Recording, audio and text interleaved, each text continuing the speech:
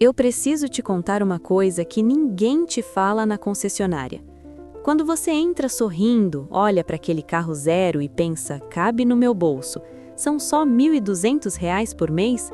Nesse exato momento, alguém do outro lado do balcão está pensando uma coisa muito diferente.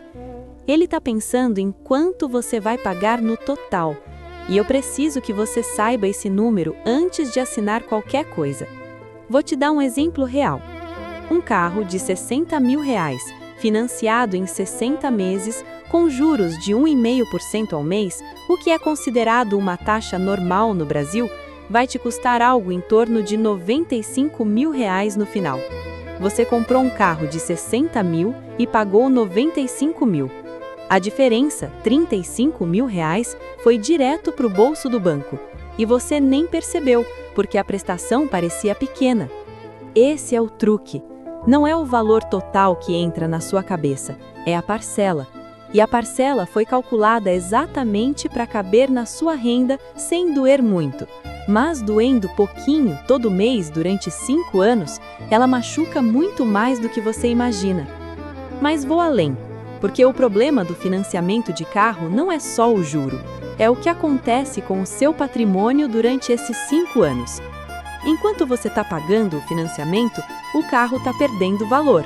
No primeiro ano, um carro zero perde em média entre 15% e 20% do seu valor de mercado.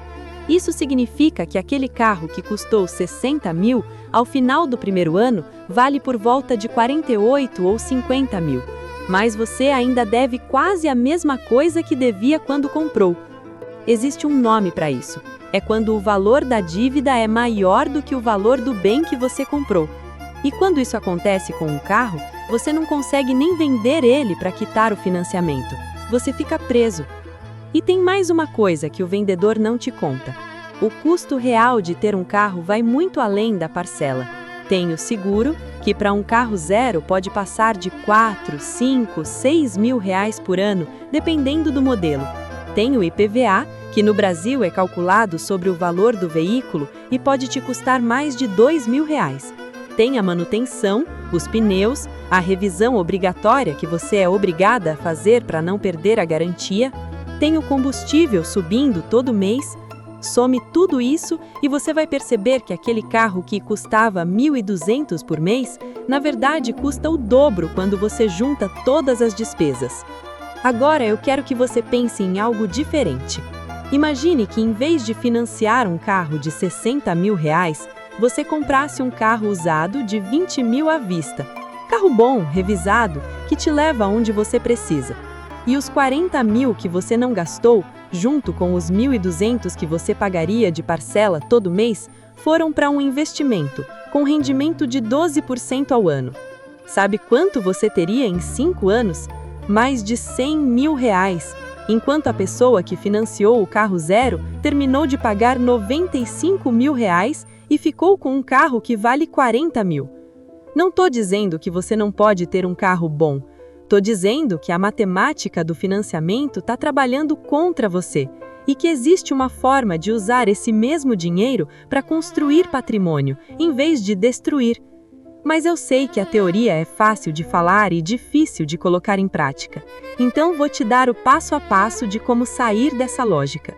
O primeiro passo é nunca olhar para a parcela. Nunca.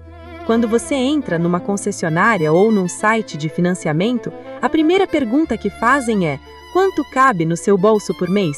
Não responda isso. Pergunte o valor total que você vai pagar ao longo do contrato, com todos os juros, CET, que é o custo efetivo total, incluído. Esse número precisa ser o ponto de partida da sua decisão. O segundo passo é calcular o custo real de posse. Pegue o papel e some parcela, mais seguro, mais IPVA, mais manutenção estimada, mais combustível. Esse é o número verdadeiro que vai sair do seu bolso todo mês por causa desse carro. Agora, olha para o quanto você ganha. Quantos por cento da sua renda esse número representa?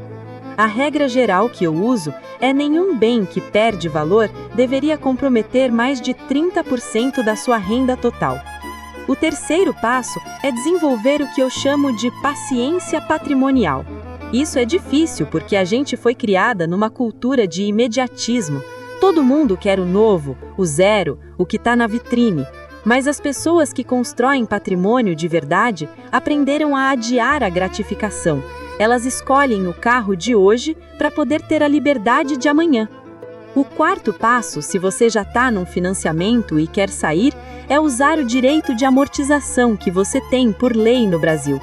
Sempre que você tiver uma reserva extra, pode abater no saldo devedor. Quanto mais você amortiza, menos juros paga no total.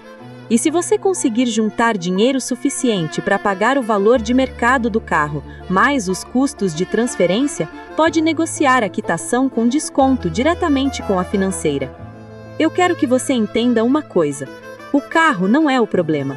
O problema é a crença de que a única forma de ter um carro é financiar.